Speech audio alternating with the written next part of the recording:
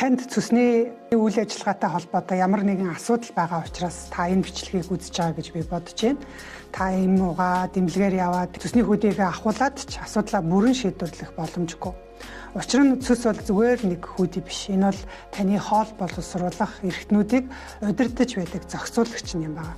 Цусны үйл ажиллагаа хэвэн байна гэдэг нь таны хоол боловсруулах эрхтэн тогтолцоодуудыг таны бүх эрүүл мэндэд бол чухал нөлөөтэй.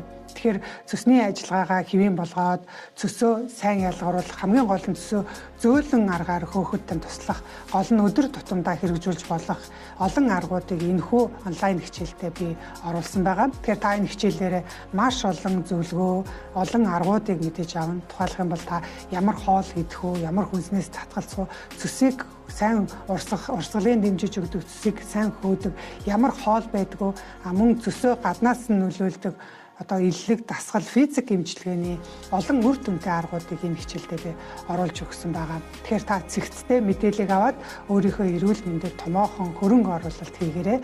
Хэрвээ та хичээлд хамрагдахыг хүсэх юм бол доор харагдаж байгаа бүртгүүлэх гэдэг давчин дээр дарахаар танд хичээлд суух мэдээлэл очих болно. Ингээд утгагүй хичээл дээрээ уулзцгаая.